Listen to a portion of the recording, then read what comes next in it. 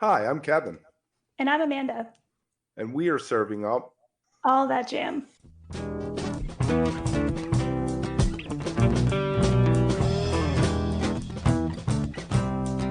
All That Jam, Quick Hit. Greg Hatza and Enayet Hossain on Talking Hands.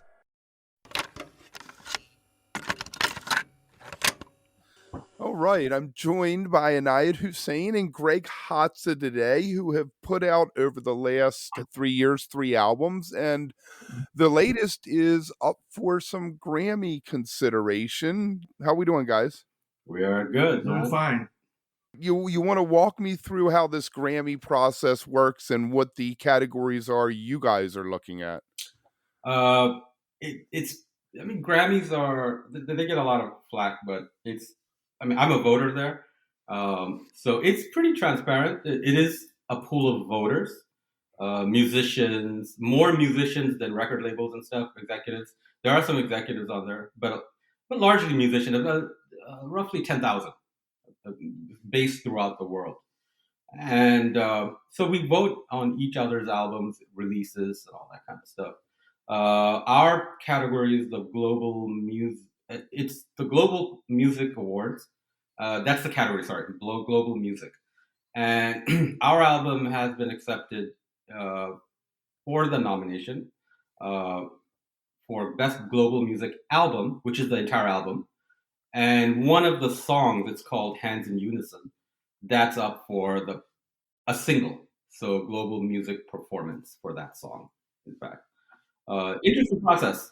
It's an interesting process to do that, actually.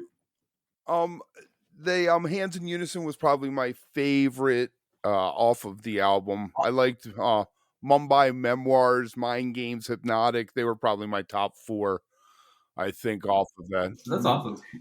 Hands in Unison is something that that's kind of a theme that we've done over 7 albums, actually. Because me and him are in a group called Melodic Intersect. That is a lot more musicians, and we did that for about 5 or 6 albums. Yeah. And because of the pandemic in 2020, we couldn't get everybody together because they're in India, they're in Pakistan, a whole bunch of different places. So me and him sat around, and because Greg lives right next to me, as you know, in Towson, so we thought, let's just do it together. Let's do this duo kind of thing. And so we started the first album back in 2020, 2021, right? Yeah. 21, 22, 23. This is our third duo album, actually. Yeah. And this is tabla and keyboards. Correct. That's all that's on the albums. I sent you a message and asked if there was a guitar on one of the tracks, if you had a guest, and it's really fantastic. We'll put a link down in the show notes so everyone can go check that out. Yeah. No, so it's interesting because we try to make everything so that, like, if you come to our performances, it'll be exactly. We try to keep tracking at a minimum. Yeah. So that, when we're playing live, you are going to pretty much hear what we're playing, what we played on the CD, on the album. Now, how did you approach how you created these songs differently than you had in the band when you weren't a duo? Yeah, because the band, we have the sitarist, we have, it's really a world music kind of thing. We have a Caribbean guy. So when we got together and composed, it was from various different disciplines. Of course, me and Greg, I mean, he learned Indian classical music from my father for a long time. I think 20 plus years. Yeah. My father's a musician also, and so our approach is similar to that.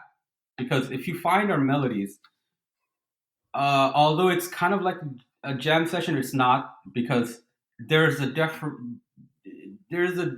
distinct underlying framework that we go off of, and he's the composer.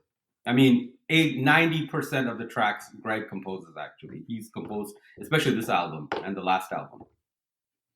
Okay, so Greg, you come in with an idea, a melody. You're like, this is what we're going to base this off of. Yes, I get a creative idea of a melody, and I play with it, what I'm going to do, how I'm going to, set it up. And then I decide what kind of tempo is going to be for the tabla. And I decide what kind of a bass line I want to put on this song. So I try and keep things not very complicated with the bass, but something that's really in the pocket, So, and then I put it together, and then we discuss, and then before you know it, we record it. It's very simple. By the way, the bass line here, I have to say one thing about it is that we could use bassists, but Greg is very cognizant. He knows very well how a tabla works. The tabla and bass encompass similar frequencies, actually. Okay. So if we have another bass player coming into the scenario, we've done this in a concert recently. Yeah.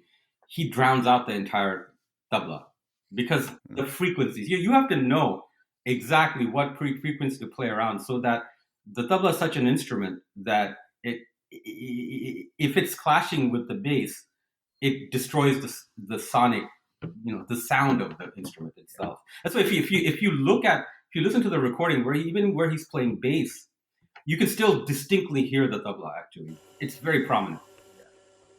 If you are enjoying All That Jam, please like and subscribe to our social media channels at All That Jam Pod on Twitter, Instagram, and Facebook, or visit our website, allthatjampod.com. Make sure to sign up for our email list and tune in every week for new episodes.